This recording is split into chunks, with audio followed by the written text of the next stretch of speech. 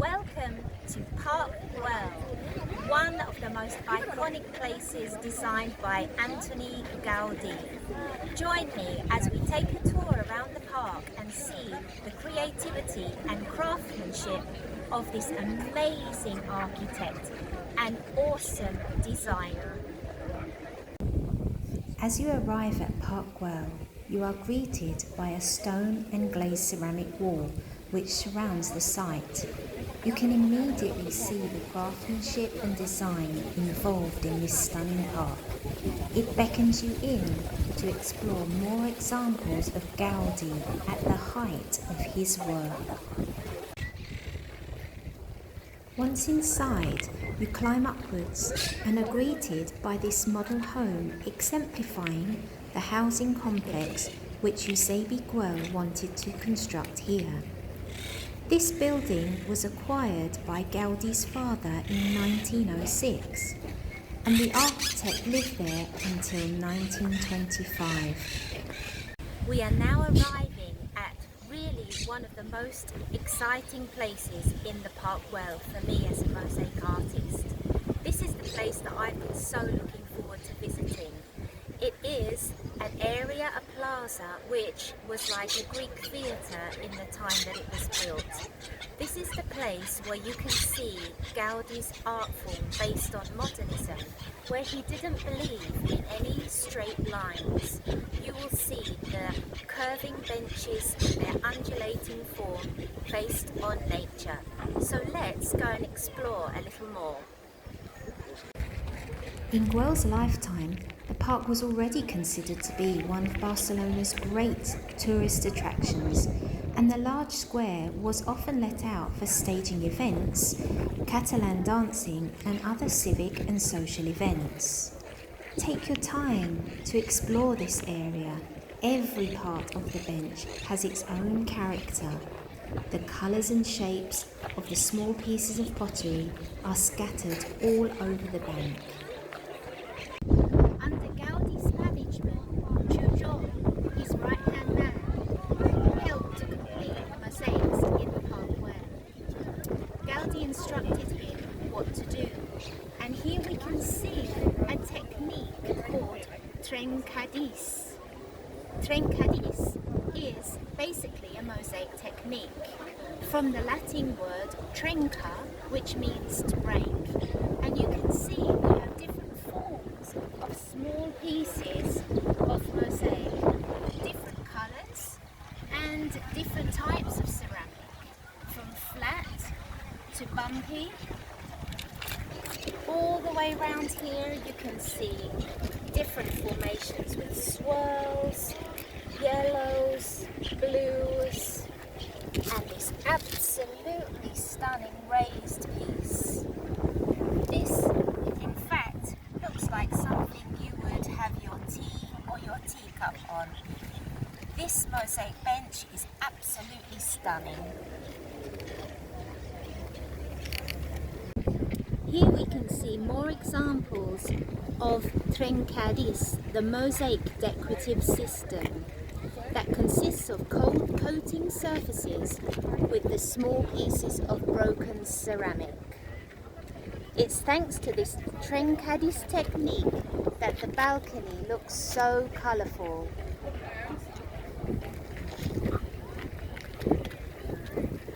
Many people say that Gaudi invented the technique during work on another project called Park Güell. It is believed that one day Gaudi went to the workshop to see how the workers were placing the mosaic pieces.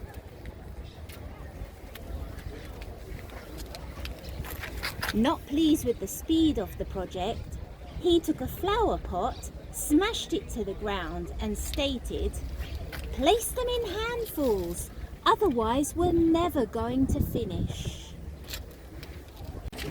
Under the influence of neo-Gothic art and Oriental techniques, Gaudi's part in the modernism movement affected all his designs and builds. This undulating bench is perfectly in tune with nature. mirroring the waves and the movement of the sea, and also the movement of a snake. Green, blue and yellow predominate, which for Gaudi represented hope, faith and charity, as well as representing colours demarking the seasons. If you can draw yourself away from these beautiful mosaics, what comes next is simply stunning. From this height you can see one of the most beautiful views of the city, including the most famous and important work of Gaudi, the Sagrada Familia. Gaudi devoted himself to the building of this for over 40 years. From this height you can also see two unique stunning buildings that greet you at the main entrance. On the left is the Porter's Lodge. It was built between 1901 and 1903 and is one of the few examples of the modest dwellings created by Gaudi. Practical and simple, but without renouncing formal richness and making remarkable use of the Catalan vault style of construction. Across on the right of the main entrance is the office, where you will see blue and white ceramic tiles, culminating in a tower with a four-armed cross.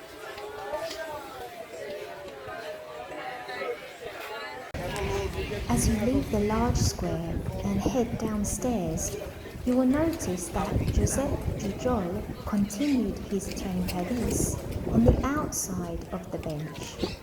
The different designs continue, and you can see stars, fish, flowers and religious motifs amongst the many ceramics.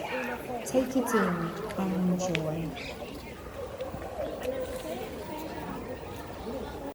The large square is partly held up by these columns of the Hipp style hall.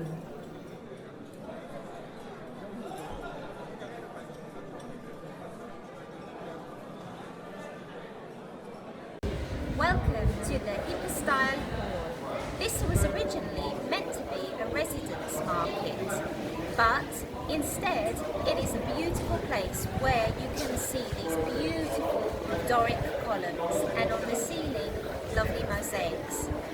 Gaudi originally wanted to build 90 columns, but in the end there are only 86 columns here. The remaining 4 areas where the missing 4 columns are, on the ceiling you will see 3-meter rosettes, each representing the 4 seasons of the year.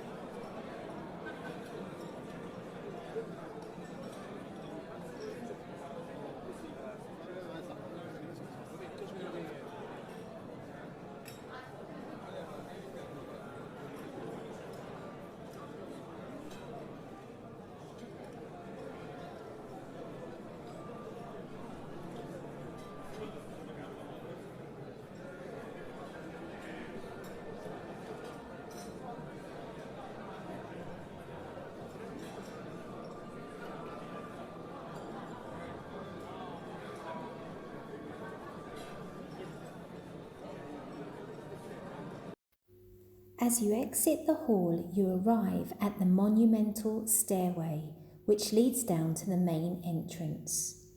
First, you are greeted by a tripod that appears to be formed by 3 snakes in front of a circular bench that gives you a wonderful view down the double flights of stairs. As you walk down the steps, you will see the brightly coloured dragon or salamander fountain. The reason for the belief it is a dragon is because the Catalan patron saint is George. This fountain, photographed and images seen worldwide, has become a symbol of the park and one of Gaudi's most recognised emblems. Take a look at the beautiful coloured tiling, which adorns its brick body, measuring 2.4 meters in length. Mosaic lovers, you have to see this. The park was envisaged by Gaudi as a focus of Catalan nationalism, and therefore he inserted numerous motifs from Catalan culture into the park. As you descend further, you will see this snake's head mosaic surrounded by a large Catalan flag. As you stand at the base of the monumental stairway, you will see it is framed by two convex walls with stunning mosaic tiles.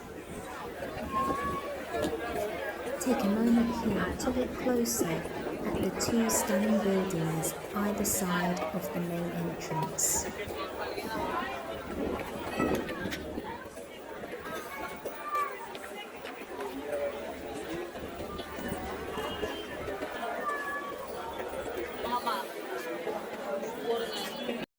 There are still many places in Park Güell to explore. Here we are in the low viaduct. It draws a curved line and is supported by two rows of inclined columns. In these viaducts, systems were built to capture and filter rainwater.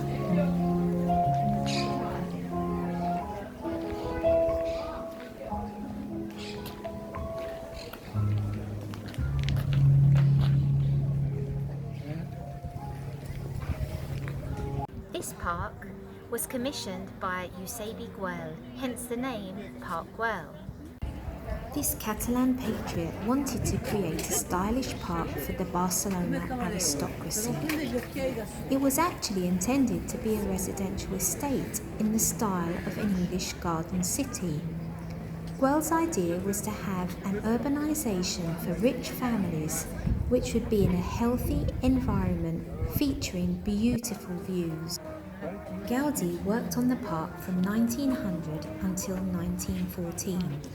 But as the work continued, it was recognised that the park was remote from the city, that the terrain with such steep slopes made it difficult to construct, and therefore it was decided it was too difficult to connect with Barcelona, putting a stop to the original project. Only one of the proposed 60 plots into which the site was divided was sold. The original property project was unsuccessful.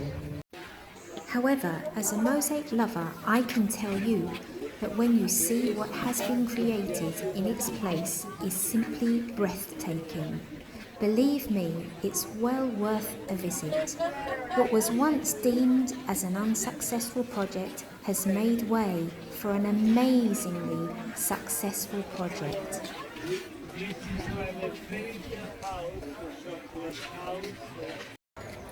Even though I've only shown you a selection of all that's to offer at Park Güell, I highly recommend that you visit.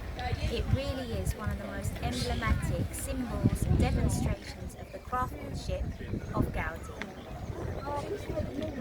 Come and appreciate examples envisioned by Spain's famous architect and designer Antoní Gaudí in the heart of Barcelona.